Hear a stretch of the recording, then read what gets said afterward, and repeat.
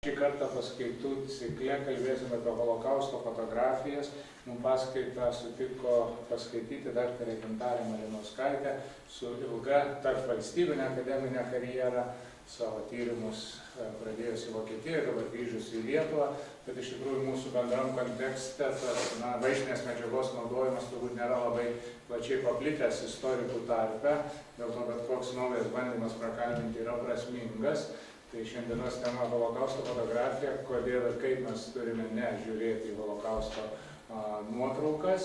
Tai daug negaišdamas laiką, tiesiog prašau Gintarei pradėti savo paskaitą ir dalintis išmintim.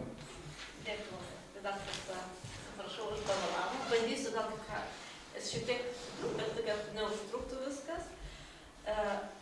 Pavadinimą aš nutariu pavadinti šiandienos paskaitą holokausto fotografija ir kodėl ir kaip mes turėtume žiūrėti, nežiūrėti į holokausto nuotraukas, nes šitą kalba ir apie etiką, būtent vizualių vaizdų, jų rodymą, jų sklaidą. Ir turbūt prieš pradedant tokią paskaitą reikia pradėti turbūt tokiu įprastiniu teiginiu, kad iš esmės holokaustas buvo ne tik vienas baisiausių įvykių, bet ir iš tiesų vienas labiausiai fotografuojamų šiuolaikinės istorijos įvykių ir to priežastis yra labai paprasta, nes tai sutapo su tokia masinė produkcija mažų kamerų ir taip pat, to laikotarpio fotografija virto tarsi tam tikrų ir hobių, įprasta socialinė praktika, vystėsi fotožurnalizmas. Ir iš esmės, tai ir lėmė, kad tos holokausto nuotraukos, holokausto fotografijos atlieka šiandien ganėtinai svarbią funkciją ir ypatingai tą konstruojant visuomenės atmintį, kai jau nėra išlikusių tų gyvųjų liudininkų. Ir ypatingai gausiai holokaustą dokumentavo patys naciai. Ir iš tikrųjų daug ir karių, kurie vyko, jie vežėsi kameras, jie fotografavo, tiesa, jie dažniausiai fotografuodavo dabar gal gatvėse, masinės tokios žudynius, nes jiems kaip ir buvo draudžiama fotografuoti. Ir jeigu jie tai darytų, netgi gaudavo nuobaudas. Ir netgi yra Miunchene vykę keli teismai už tokį neleistiną be leidimo fotografavimą, kadangi tai galėjo būti daroma tik su leidimu, nes tai buvo tam tikra ir propagandinė ir vėliau panaudotų nuotraukų, todėl tai buvo labai griežtai kontroliuojama. Ir šiandien beje šias vokiečių kareivių tokias hobo nuotraukas mes galime nusipirkti dažnai, nes jos yra, jie siųsdavo namo atvirukus ir tokius, savo šeimai parodyti, kurie yra. Ir šiais laikais, dabar mes galime jas lakščių būdo sendaikčių turguose, dabar jos perkamos eBay'e, nes tie, kas pardavėjai, kai numiršta jų seneliai, jie nenori būti viešai manomi, tai anonimiškai jos pardavinėjai ir mokslininkai yra vieni iš jų klientų. Tai čia tokia trumpa įžanga. Ir kai kalbėsiu, iš tiesų, šios būtent nacių dalytos nuotraukos yra iš esmės vienas problematiškiausių. Tiek klausimas tiek mokslininkams, kaip su jom dirbti, taip pat kaip su jomis elgtis muziejus ir ką daryti būtent su šitą nacių fotografija. Ir šiandien paskaita iš esmės yra iš tokių dviejų dalių, aš jas sudėliojau. Tai pirma dalis yra tokia, aš bandysiu taip plačiau pažvelgti holokausto fotografiją, parodyti, kaip jinai yra kategorizuojama, taip pat, kokie etiniai klausimai yra keliami būtent susiję su holokausto nuotraukomis. Čia tiek kalbant apie mokslininkus, tiek apie lankytus muziejuose. Ir antroje dalyje aš nutariu tiesiog pažvelgti holokausto fotografiją Lietuvoje. Ir jeigu mes kalbame apie holokausto fotografiją Lietuvoje, tai čia neišvengiamai Kauno getas buvo labiausiai fotografuojama vieta. Ir tai buvo daroma, turbūt čia visi tie, kai žino, kad būtent Kadišo, būtent iš aukos perspektyvos pateikta holokausto dokumentacija. Tai aš atsirinkusi su keletą nuotraukų, taip pat trumpai papasakosiu, kas vyko su Kadišo nuotraukomis po karo, kokią funkciją reikšmę jos turėjo. Ir taip pat pačioje pabaigoje, kaip ir Linas kalbėjo, kad Lietuvoje istorikai, jie naudoja tas nuotraukas, tačiau aš padiskusuosiu, kaip jas naudoja, kokios yra problemos susijusios su holokausto nuotraukų naudojimu ir būtent mokslininkų rašančių apie holokaustą naudojimu būtent šitų fotografijų, nes tai yra iš tiesų ganėtinai problematiška, netgi ir muziejuose. Tai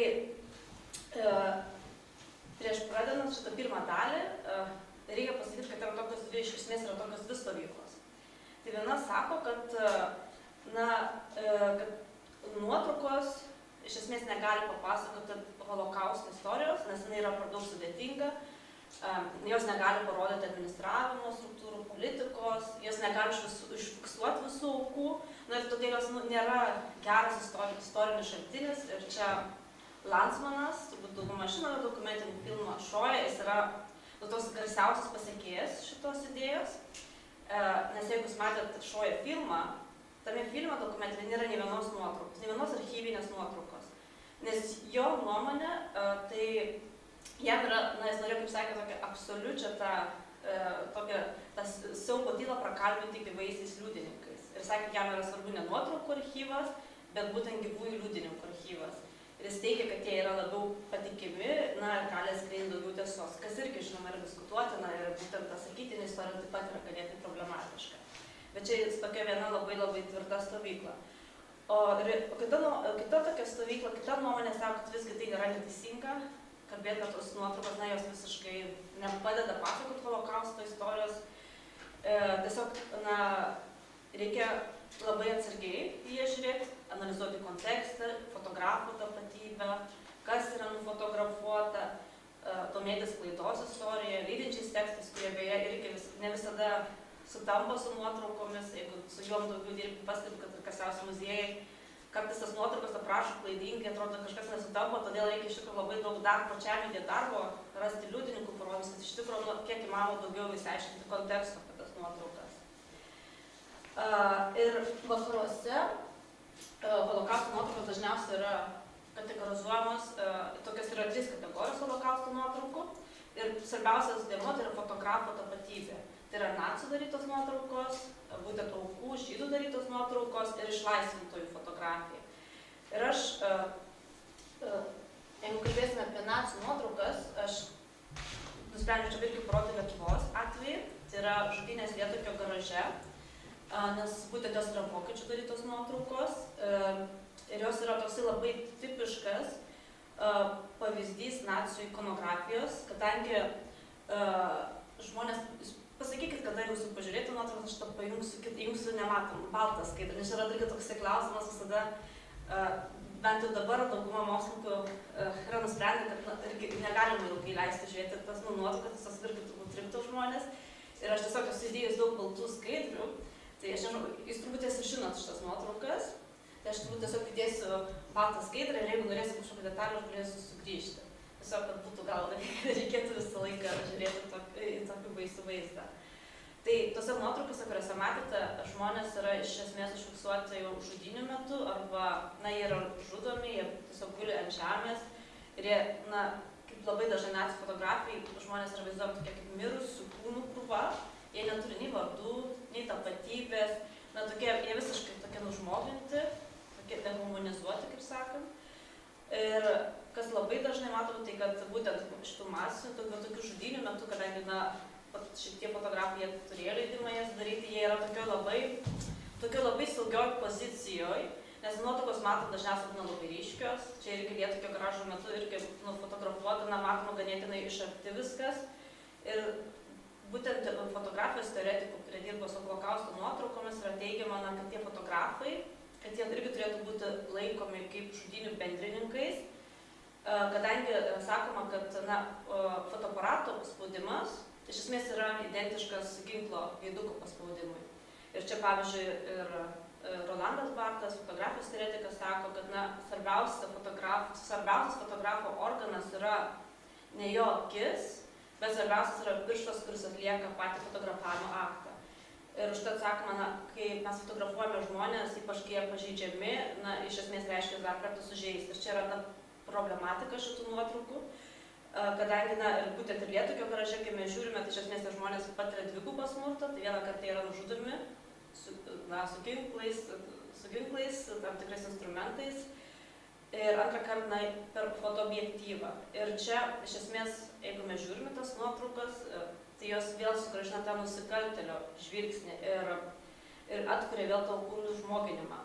Ir tai yra daugelio muziejų diskusijų klausimas, ir pavyzdžiui, kai kūrėsi Vašingtono holokausto memorialinis muziejus, tai dar 88 metais jie diskutavo ir jie nusprendė, kad jie stengsis nerodyti tokių nuotraukų, kaip jie sako, nerodyti žudynių, pornografijos, nuogumo, smurto demonstravimo muziejui.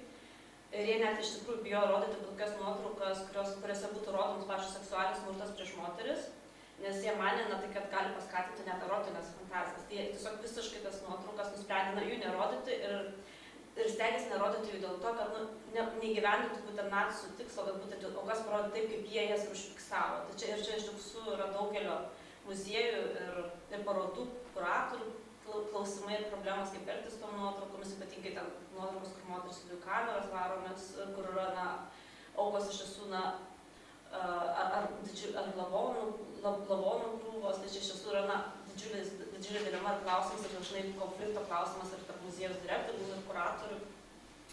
Tai čia iš tiesų didelė problema yra. Kitos nuotraukos tai yra pačių žydų slapta darytos nuotraukos. Tai aš kalbėsiu apie Kadišo nuotraukas, plačioje antroje daly.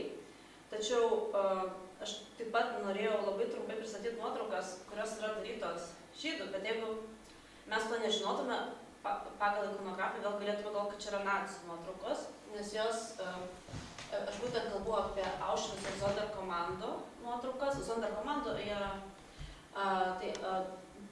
dirbo, daugiausiai buvo priversti deginti po 2 kamerose tiesiog susideginti kūnus, čia matom, pavyzdžiui, moterų deginimą. Ir jie sugebėjo šio darbo, taip sakant, metu, per 15-30 minučių jie padarė keletą būtent nuotraukų, būtent iš Auschwitzo, ir čia, pavyzdžiui, matome nuotrauką, kuri daryta iš 2 kameros. O čia tai tiesiog šitą nuotrauką yra tiesiog pritraukta, apkarpyta ir pritraukta ir labai ilgą laiką pokariu, būtent tokia nuotrauka ir buvo rodoma. Kitoje nuotraukoje mes matome, kaip ir mišką atrodo, nes jie fotografavo slapta, nes jis tiesiog nebeišlaikė fotoobjektyvą ir tiesiog nufotografavo medžius, bet ten iš tikrųjų mes matome moteris nusirengusias ir vedamas iš esmės į mirtį. Šios nuotraukos išliko, nes jas padėjo išgabenti Lenkų pasipriešinimo dalyviai ir ypatingai tokia moteris Helena Danton, kuri dirbo SS stovykloje, ir jie išgabeno dantų pastos tubeliai negatyvus. Ir kai Lenkų pasipriešinimo dalyviai išplatino tas nuotraukas, tai jie, kaip ir sakiau, rodė būtent šitą nuotrauką, kuri yra tokia jau apkarpyta. Ir dabar jau labai griežtai yra kritikuojama būtent toksai apkarpimas tų nuotraukų, kadangi yra teigiama, kad šita juoda masė jinai yra būtina, nes jinai parodo pasipriešinimą, rodo, kad nuotraukos nebuvo darytos saugiai, kaip ir rodžiu Lietuvio garažo metu, bet būtent, kad ta juoda masė, jinai ir rodo tų nuotraukų svarbą ir pasipriešinimo momentų. Užtat tų nuotraukų apkarpimas kaip tik ir ištrina tą patį svarbiausią elementą, būtent tą, iš esmės, ir tam tikrą tapatybę fotografo. Ir kita kategorija nuotraukų, tai būtent yra išlaisvinti nuotraukos. Čia pasirinkau amerikiečių darytas nuotraukos iš Buchenwaldo koncentracijos stovyklos, čia pačios ikonografiškiausios nuotraukos, pačios žinomiausios. Jos buvo daromas ir sovietų fotografų, tiesiog būdavo nemažai ir žydų kilmės, kurie atvykdavo fotoreporteriai, būdavo atsiusti. Bet labiausiai labai daug paplitusių būtent yra amerikiečių darytų nuotraukų ir manoma, kad tai siejasi su Eisenhowerio politika, kad tiesiog parodyti nacių žiaurumus kiek įmanoma viešiau, nes po karo vokiečių kariuomenė Vokietijoje išspausdino tokią brošiūrą, būtent su nuotraukom, ir jas išplatino gyventojam, kad parodyti, kad jie sužinotų apie nusikaltimus, kurie buvo vykdyti iš esmės tarp jų vardu ir jiems iš esmės pritarė. Tai nuotraukos vėl įgijo tokį tapo kaip ir politinis toksai įrankis, politinis instrumentas, bandant edukuoti, taip sakant, Vokietijos visuomenę. Ir dar viena kategorija nuotraukų, kuri dažnai irgi yra priskiriama kaip holokausto nuotraukos, bet nepatenka tas pagrindinės 3 kategorijas, kadangi tai yra nuotraukos darytos dar prieš karą. Čia aš rodau nuotraukas iš Eišiškių, kurios irgi yra Vašingtono memorialinio muziejuje. Čia yra toksai bokštas ir jame yra 1000 nuotraukų iš Eišiškių.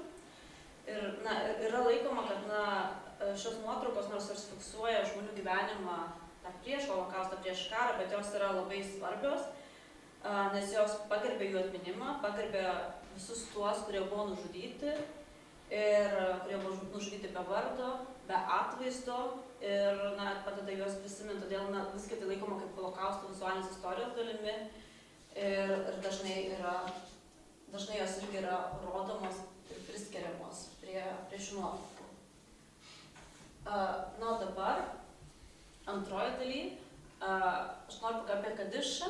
Aš, kai rašiau disertaciją, iš tiesų apie jį rašiau tik vieną skyrių, bet jis turbūt jo rašymas man užtruko ilgiausiai, nes yra ganėtinai nedaug informacijos iš tiesų apie Kadišą, yra keletą mokslinių straipsnių.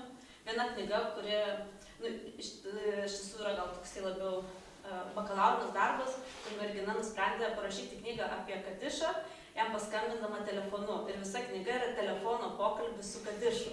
Tai yra toksai, bet iš tiesų tai yra labai įdomus toksai momentas, tai tiesiog visą tą telefoninį pokalbį išrašė, transkribavo, taip sakant, ir galima tiesiog labai, nes jis iš pradžių pagalvojo, kad čia jam skambina kažkokią marketingą, kažką jam nori pardavinėti. Ir jisai nebuvo labai nusiteikęs su ja kalbėti, bet vėliau įsikalbėjo ir iš to gimė tokia knyga, kurią labai sudėtinga yra gauti. Man atrodo, viso Europoje yra tik vienoje bibliotekoje, nes tai labai keista knyga. Tai užtat ganėtinai sunku yra atrinėti Kadišą, nes jo gyvenimas iki po karo labai sunku atsekti labai daugiau pėdsakų, daugiau detalių. Bet aš pabandysiu pasakoti, ką aš suieškojau, ką aš apie jį žinau ir kas yra turbūt tokia bendresnė žinios. Tai viena jo garsiausių frazių yra, kad mano fotoaparatas bus mano kerštas. Jis laikė, kad būtent fotoaparatas yra jo ginklas, kuris vėliau po karo tos nuotraukos bus panaudotos, parodant būtent nacių nusikaltimus. Ir aš gal pasakysiu, kodėl aš sakau Kadišas, o ne Zvi Hirš Kadušinas.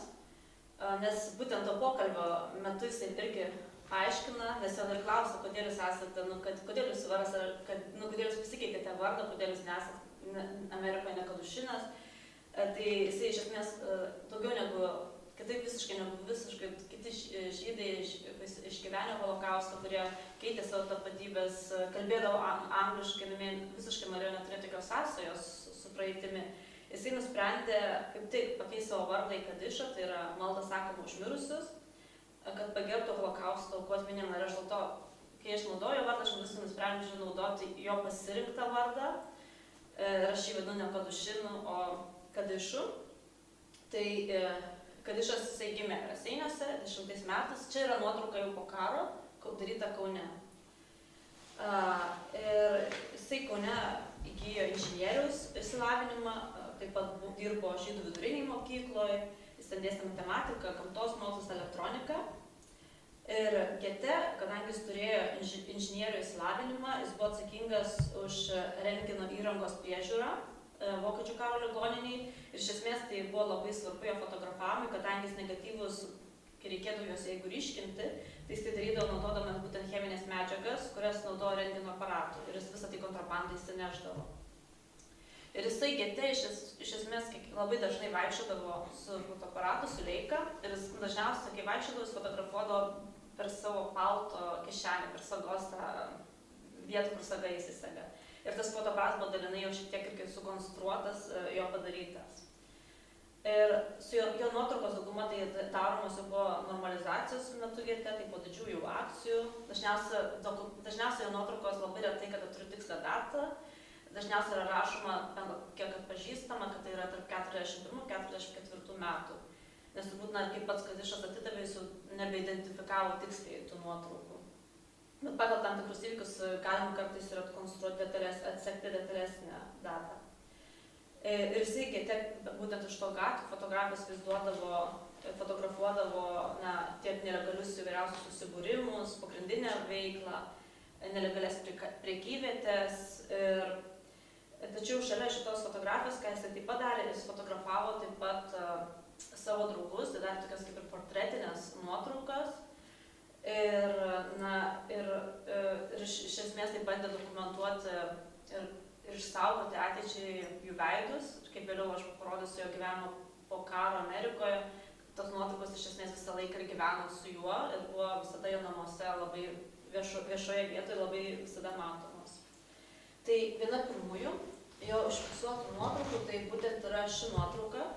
Tai čia matome krauju ant žemės užrašyta yra žydai keršykite. Ir jisai čia užfiksavo savo kaimyno ir jo sūnaus mirtį. Jisai būtent įėjo į jo namus ir rado jį gulintį kruviną ant grindų šalia nužudyto sūnaus. Ir jis pamatė šią sceną ir nubėgo greit namo, pasiėmė fotoaparatą ir nufotografavo. Ir čia buvo tas momentas, kai jis iš esmės kuris ir privertė jį priimti tą sprendimą, dokumentuoti viskas, kas vyksta. Ir Kadišo nuotraukos iš esmės, kaip kalbėjau, pavyzdžiui, vokiečių nacių nuotraukų atveju, tai jos buvo daromos prieš aukų valią, dažniausiai aukos net ir negalėdavo tos valios pareikšti. Tai Kadišo nuotraukose mes matysime, kad daug žmonių, kuriuos fotografuoja, jam šypsosi. Dauguma, ne visi, bet nemažai žmonių žinojo, kad jis slapta fotografuoja. Ir jam suteikdavo, leisdavo tai daryti, ir kai kurie netgi prašydavo, pavyzdžiui, užfiksuoti savo sūnėnus, vienas draugas prašė ir vėliau šią nuotrauką jisai gavo jau perkeltųjų stovykloje iš Kadišo.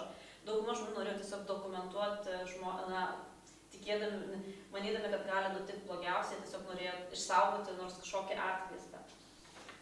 Ir ši nuotrauka, kuri, jeigu mes nežinotume konteksto ir ją žiūrėtume, tai čia atrodytų labai tokia, ne holokausto fotografija, bet čia yra nuotrauka, kuris darė Kauno gete, vėlgi dar 41-44 metų, čia tiksliai irgi negalima pasakyti. Ir tos moteris tarsi ir šypsosi ir žiūri į jo fotoobjektyvą, bet visą tai jis, žinoma, turėjo daryti slapta.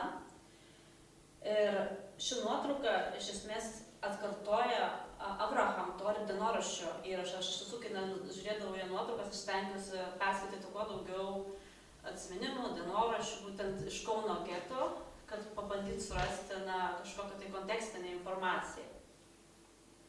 Ir Tori savo dienoraštyje rašo, ir aš pacituosiu, kad žydų ūkininkas vedė plūgą, prikrautą 2 arklių, per didelį platų lauką Demokratų aikštėje. Gretimame lauke merginos, vilkinčios žalius, raudonus ir mėlynus sijonus, ruošė siaurus daržo sklypelius, sodindamos į dirvą sėklas, kurias ištraukdavo iš popierinių maišelių. Tai buvo tikras pavasario reginys, panašus į tą, kurį matydami kaime prieš karą ar paveiksle. Saulė pripildo pasaulio šilumos ir šviesos. Savo šviesą ir šilumą įsiunčia ir mums į getą. Tačiau šį gražų vaizdą smarkiai apriboja mūsų supantis spygliuotos vielos tvora. Joks dailininkas savo meninėje vaizduotėje negalėtų sukurti pasakos, atviro peizažo ir spygliuotos vielos tvoros derinio. Ir būtent su jo nuotraukomis, būtent ir jeigu mes ją žiūrime, yra būtent šis estetinis prieštaravimas, kad jos atrodo, tarsi rodo tam tikrą idilę, tam tikrą ramų vaizdą, bet iš tikrųjų jos vaizduoja tokią, iš esmės, kraupią geto kasdienybę. Bet, ta tokia kompozicija pusiausvara juodų, baltų spalvų tarsi suteikia kažkokį tai ramybės pojūtį. Ir mes nematome dažniausiai jo nuotraukose tokių gyvybei pavojingų sąlygų, kuriamis iš esmės jis ir fotografavo. Ir, dažnai yra sakoma, kad ir Anos Frank dienoraštis, jisai neatspindi holokaustą ir jisai neturėtų būti analizuojamas, nes irgi neparodo visų tų žiaurumų. Tai šitos nuotraukos, jeigu jas žiūrėtų per tą perspektyvą, tai sakytų, jos irgi neatspindi holokaustą, bet iš tikrųjų, jos irgi, jeigu mes gilinamės ir sužinom daugiau apie jas, jos irgi yra, jos parodo vidinę tokią būseną, kurios gal mes nežinome, bet tie žmonės išgyveno. Kita kategorija nuotraukų, kurias jisai, kaip ir sakiau, kūrė, tai yra portretai ir tai vienas, turbūt, jo įdomiausių nuotraukų, nes galima rasti daugelį nuotraukų atsiminimus tų žmonių, netgi atsiminimus apie fotografavimo momentą. Tai čia jisai lankėsi pas savo draugą Jehudą Zupovič, jo žmona Dita, kuris buvo būtent geto policijos viršininko pavaduotojas, žydų policijos. Ir šitą nuotrauką jis buvo padaryta kovo mėnesio pabaigoje 44 metų, tai jam už 2 savaičių buvo nužudytas. Ir, būtent Zubovič buvo irgi vienas iš tų žmonių, kuris labai palaikė Kadišą, padėjo jam slėpti nuotraukas ir netgi vieną kartą pabėgti būtent nuo grėsmės. Ir jie pozavo čia savo bute, gete. Ir jie atrodo čia taip tiesiog, kad jis atėjo į svečius ir čia buvo tokia mano interpretacija, kol aš neperskaičiau Titos Zubovič atsiminimo apie tą momentą, man atrodo irgi, kad tiesiog atėjo į svečius ir tiesiog nusprendė juos užfiksuoti, užfiksuoti tą momentą ateičiai, kadangi jie visi jautė, kad Zubovičiui gresia pavojus. Ir jūs nežinau, ar skaitėt, bet neseniai buvo išleista Anetos Andros knyga Jehudit pasaulis galėtų būti toks gražus, kuriame jinai kalbina būtent Ditą Zubovič, kuri dėjo šios nuotrauką čia iš fotografijų parodos, kur vyko Kaune, sugrąžinti Kauną. Ir jinai kas metus vasarą atvyksta į Lietuvą ir vienos tokios viešnagės metu su ją būtent bendravo visą vasarą net Andra, jinai parašė tokią kaip, galbūt nežinau, tai autofikcija, sakyti knygą, bet jinai buvo kalbėjusi būtent su ją. Ir vieno pokalbio metu, ir aš galbūt sugrįšiu nuotrauką atgal, ir vieno pokalbio metu jinai papasakojo, kaip šita nuotrauka buvo padaryta. Tai aš labai trumpai perskaitysiu. Šiandien atnešiu Ditai knygą The Hidden History of the Kauno Ghetto. Ir čia yra šita knyga, tai yra katalogas parodos, kuri vyko Vašingtoną 97 metais apie paslėptą Kauno geto istoriją. Ir joje buvo pirmą kartą parodytos labai plačiai Kadišo nuotraukos. Ir šita paroda turėjo labai didelę reikšmę žmonėms, kurie išgyveno visus Kauno geto baisumus, kadangi pamatę šią parodą, kai kurie iš jų net nusprendė rašyti savo atsiminimus būtent apie tą laiką. Tai Aneta Andra atnešė į tą katalogą ir toliau cituoju. Prašau, paduokite man didinamąjį stiklą, Anet.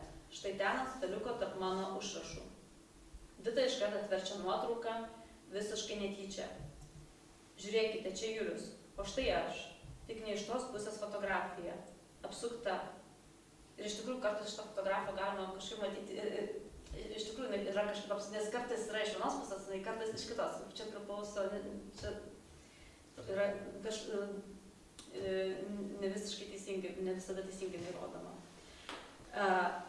Jis buvo labai gražus, pailgo veido ir aš kitaip atrodžiau. Stengiuosi, kad kambarys gete būtų jaukus. Radau kažką, apkabinėjau tas baisias sienas, baldų susirinkau iš gatvės.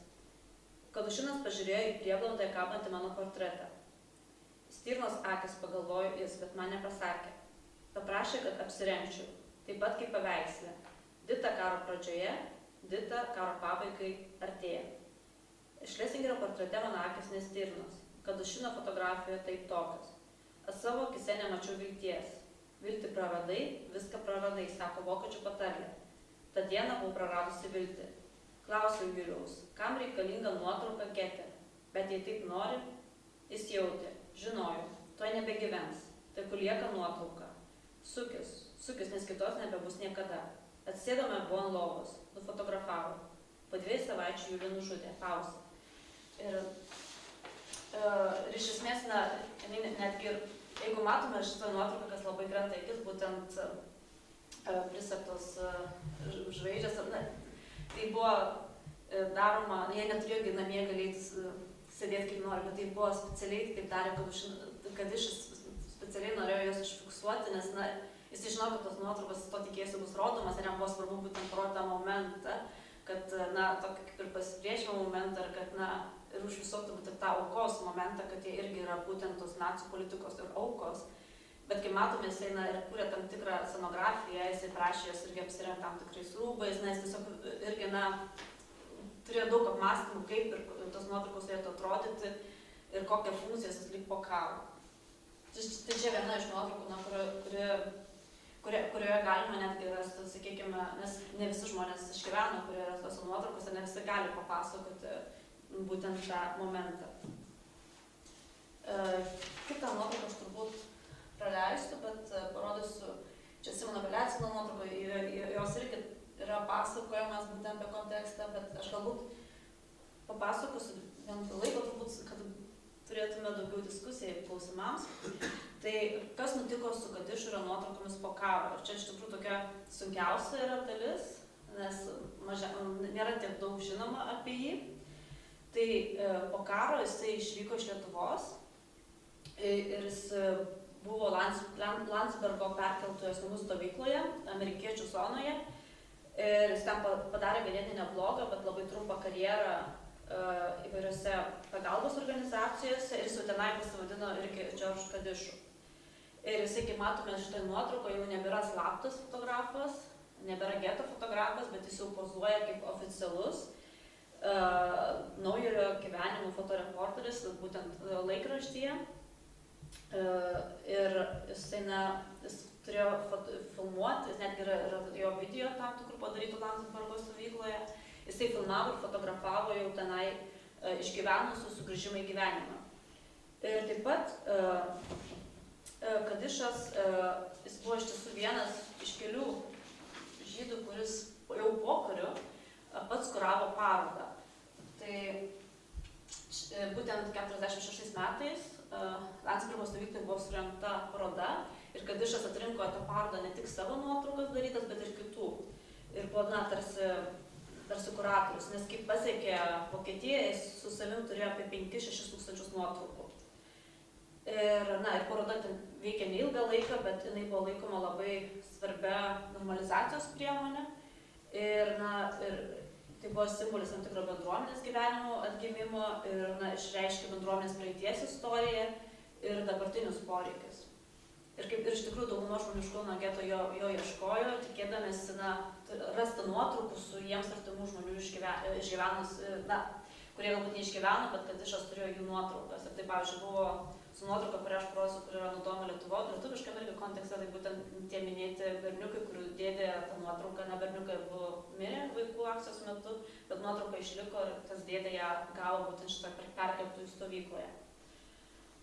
Vėliau Kadišas emigravo, čia dar nuotrauka iš jo parodos, šiais prie stendų. Ir vėliau jisai emigravo į Jungtines Amerikos valstijas. Ir iš esmės tas laikotarpis iki 97 metų, kaip jis mirė, mes praktiškai labai mažai apie jį žinome. Žinom, kad Niujorke pradžios dirbo Niujorke inžinieriumi, o paskutinius metus atsileido Holivude, Floridoje. Ir jis 97 metais mirė nuo Alzheimerio ir būtent tais pačiais metais jisai buvo užfiksuotas jo sakytinės istorijos interviu, įrašytas kelių valandų Holokausto memorialinio muziejuje saugomas. Ir kaip matome, jisai savo namuose turėjo tokį kambarį. Ir tas kambarys buvo nukabinėtas visas nuotraukomis, kurias jis padarė Kauno gete. Jis iš esmės gyveno tose fotografijose. Ir čia galima atpažinti labai daug nuotraukų, kurias jis vėliau irgi atidavė muziejui, nes prieš pat mirtį jis nusprendė visą savo kolekciją, ką jis turi, jis padalino į 2 dalis ir vieną dalį atidavė Izraelio archyvams, o kitą dalį atidavė Vašingtonui Holokausto memorialiniam muziejui. Bet jis pasiliko keletą nuotraukų savo, kurių daugiau niekas niekada nematė ir tai yra kaip ir jo šeimos nuosavybė. Todėl dažniausiai, jeigu norim tas nuotraukas naudoti ar rasti jas, jos dažniausiai būtent yra prieinamos tose institucijose. Aš nežinau, kiek iš tikrųjų Lietuvoje teisėtai yra ar ten kopijos, kur turi, bet dažniausiai, mano atveju, kiek aš turėjau, tai visada visas teisės, viskas reikia atsiklausti visą laiką tų didžiųjų institucijų. Ir kaip minėjau, prieš pat jo mirtį, būtent įvyko, tai yra jau po jo mirties, 97 metais, net 2 metus vyko ta paroda, paslėptoji Kauno geto istorija, kuri iš esmės ir išgarsino tas nuotraukas. Ir, pavyzdžiui, ta nuotrauka, kur rodžiau su Zubovičių šeima, tai jinai yra iš tikrųjų ikonografinė. Vašingtone net vienu metu prieš pat muziejų kabėdavo didžiulės vėliavos ir būtent kabėjo šitą nuotrauką. Taip pat viduj muziejus, kas irgi yra kartais irgi problematiška, parodysiu tokią berniukų nuotrauką, kurios kalbėjau iš geto, jie dažnai yra rodomi ir po jų rašoma, kad donate, renkami pinigai, kas vėl yra klausimas, netgi ar Holokausto muziejui, tai ar yra etiška ar ne naudoti aukų atvaizdus ir prašyti pinigų. Bet tie berniukai iš Kauno geto, jie atlieka tokią funkciją muziejuje. Ir nors Kadišo nuotraukos iš esmės yra tokie pagrindiniai svarbiausi vaizdai apie holokaustą, jų panaudojimas Lietuvoje ir ypatingai mokslininkų tarpe yra labai problematiškas. Ir čia rodau knygą, kuri yra išleista Genocido centro. Jie man berods sudarė Arūnas Bubnys. Ir jeigu mes atsiverstume, ta nuotrauka tiesiog yra perpildyta ta knyga yra perpildyta Kadišo nuotraukom. Net ir ant viršelio mes matome, va čia tie berniukai, po kuriuos aš kelis kartus minėjau, kuriuos dėdė paprašė nufotografuoti. Aišku, ant viršelio jie yra atskirti ir matom tik vieną berniuką. Čia aišku vėl yra diskusija, kokią funkciją atlieka vaikas, kodėl vaikas yra dedamas ant viršelio, būtent emocinio tam tikro krūvio. Bet problema turbūt yra ne čia, problema yra tai, kad nepaisant to, kad visa knyga yra Kadišo nuotraukų, mes niekur niekad nėra prie jokios nuotraukos, jokios nuorodos, kad tai yra jo darytos nuotraukos. Yra tiesiog pačio knygos pradžioje parašyta, kad nuotraukos yra iš Lietuvos archyvų, kas vėl, pavyzdžiui, šitai nuotraukai gauti aš prašiau Vašingtono teisų. Nežinau, ar jeigu Lietuva turbūt turi nuotrauką, bet neturi teisų jas, nes Kadišas jas atidavė būtent Vašingtono šitos nuotraukos muziejui. Ir, iš esmės jis yra tiesiog visiškai, jo tapatybė ištrinta. Ne tas faktas, kad jos yra darytos, būtent žydų, irgi net nėra minimas. Jos, aišku, naudojamas kaip iliustracija, bet pati fotografo tapatybė ir, kaip jos buvo daromas, tiesiog nėra identifikuojama. Ir tai yra su daugeliu nuotraukų dažnai nėra pateikiama daug archyvinės informacijos, iš kurios atkeliavo, kas jas fotografavo, iš kokios perspektyvos mes matome tas nuotraukas. Bet čia turbūt trūksta to, kad nėra galbūt tiek daug kalbama, tiek daug diskutuojama apie jas. Bet jeigu užbaigti tokia pozityvesnė gaida, tai iš esmės Kadišo nuotraukos jos yra unikalios ir jos yra unikalios visame pasaulinėme kontekste, kadangi buvo labai mažai fotografijų, kurios buvo, kaip ir minėjau, daromos, ši visa istorija pasakojama iš žydų perspektyvos ir turbūt labai daugelį tokių bendresnių holokausto muziejų mes visą laiką rasime Kadišo nuotrauką, labai daug knygų, jos turi visi atsiminimai iš Kauno geto. Jeigu iš Vilniaus atsiminimai labai dažnai yra iliustruojami Samuelio Bako piešiniais, tai atsiminimai iš Kauno geto dažniausiai visada yra iliustruojami Kadišo nuotraukomis. Tačiau, nes jos iš esmės atgaivino atsiminimus daugeliu, kaip sakiau, išgyvenusių, bet, ir jos tarnauja kaip svarbus holokausto atminties šaltinis, bet jos iš esmės tapo žinomesnės už patį fotografą, kur iš esmės galbūt ir pasiekė jo tikslą, kadangi fotoaparatas turėjo būti jo ginklas prieš holokausto vykdytojus, ir šiandien tos nuotraukos iš tiesų tapo tokia svarbia holokausto istorijos, vizualinės istorijos dalimi. Tai čia turbūt tiek trumpai ir dabar aš pasiruošus klausimam ir diskusijai, nes iš tikrųjų su nuotraukom yra labai sudėtinga, ypatingai su holokaustu, todėl aš planau žiūrėti, nežiūrėti, nes yra klausimas, kiek ilgai, kaip mes turėtume žiūrėti, netgi prieš šiuo metu, vienai auditorijai galbūt aš iš visos tam tikrų nuotraukų nerodyčiau, apie jas gal kalbėčiau. Ir netgi ir man kiekvieną kartą aš nežinau, kur yra riba ir kaip aš turėčiau tas nuotraukas rodyti, nes tai yra, kaip sakau, labai problematiška. Tai dėkui. Dėkojam Gintarei už pranešimą ir už iš tikrųjų vaizdiškai labai